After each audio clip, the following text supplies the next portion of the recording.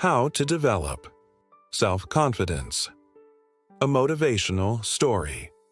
In the bustling city of Evergreen, there lived a young woman named Mia. At 25 years old, Mia worked as a junior graphic designer in a small creative agency.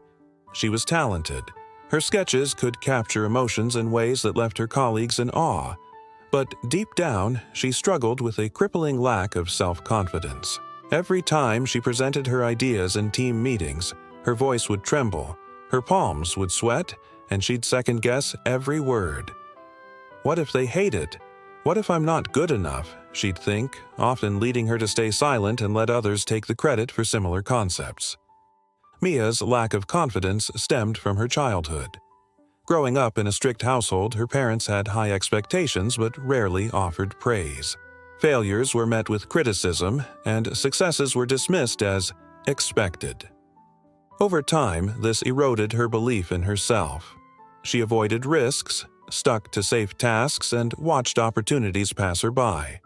One day, after a particularly disastrous presentation where she froze and her boss dismissed her idea without a second glance, Mia hit rock bottom. Tears streaming down her face in the office bathroom, she whispered to her reflection, "I can't keep living like this. I need to change." That evening, while scrolling through her phone, Mia stumbled upon an old TED Talk about building self-confidence. Inspired, she decided to embark on a personal journey to develop it. She treated it like a project, breaking it down into actionable steps, and promised herself she'd commit for at least a month. Little did she know, this decision would transform her life. Step 1. Self-awareness. Recognizing your worth. The first step Mia took was to build self-awareness. She realized that confidence starts from within, by understanding who you are. She bought a simple journal and began writing daily. Each morning, she'd list 3 things she was grateful for about herself. Not just achievements, but innate qualities. "I have a creative eye," she'd write. "I'm kind to my friends. I learn quickly from mistakes." To dig deeper, Mia conducted a strengths audit. She asked 5 trusted friends and family members to share what they admired about her. Their responses surprised her. "Your designs are innovative," one said. "You're resilient. You bounced back after that tough breakup," another noted. Reading these, Mia felt a spark. She also identified her weaknesses honestly, like public speaking, but framed them as areas for growth rather than flaws. This exercise shifted her mindset from "I'm not enough" to "I have value and I can improve." Step 2. Setting small goals, building momentum through wins. Mia knew that confidence grows from accomplishments, so she started small to avoid overwhelm. Instead of aiming to lead a big project right away, she set achievable daily goals. For instance, she committed to speaking up at least once in every team meeting, even if it was just to ask a question. Her first attempt was nerve-wracking. She stuttered through a simple comment on a colleague's work, but no one laughed or judged. In fact, her boss nodded approvingly. She celebrated these wins, no matter how minor. After that meeting, she treated herself to her favorite coffee. Gradually, she upped the ante, designing a personal project outside work, like revamping her portfolio website. When she completed it, she shared it on social media. The likes and positive comments flooded in, reinforcing her belief in her abilities. Mia learned that self-confidence is like a muscle. It strengthens with consistent, incremental effort. Each small victory built her momentum, turning "I can't" into "I did it before, I can do it again." Step 3. Positive self-talk, silencing the inner critic. One of the biggest hurdles for Mia was her negative inner voice. It whispered doubts constantly. "You're going to fail." To combat this, she practiced positive self-talk.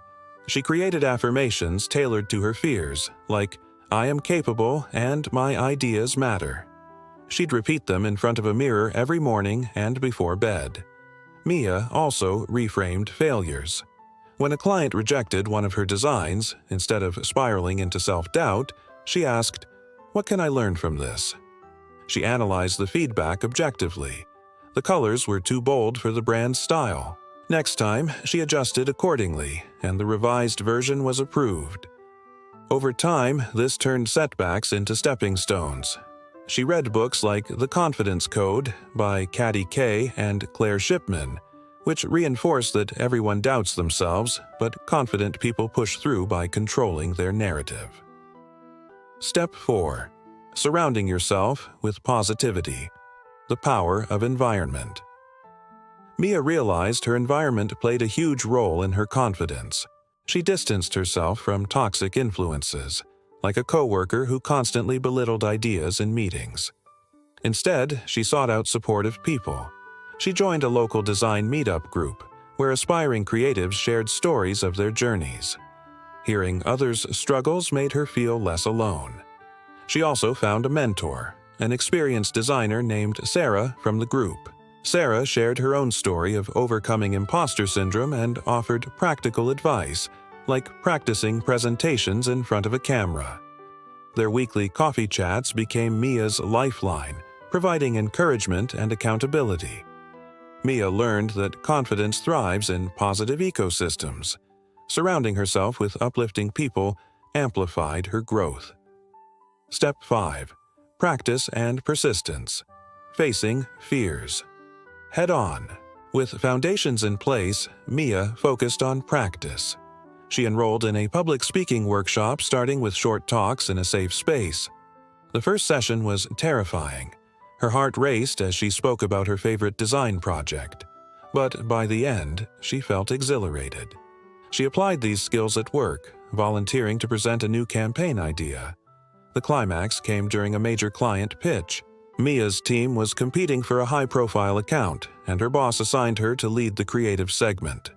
Panic set in, but she drew on her tools, reviewed her journal for self-awareness, set mini-goals for the presentation, used positive affirmations, leaned on Sarah for a pep talk, and rehearsed relentlessly. On the day, her voice was steady, her ideas flowed, and she even handled tough questions with poise. The client loved it, and the agency won the contract.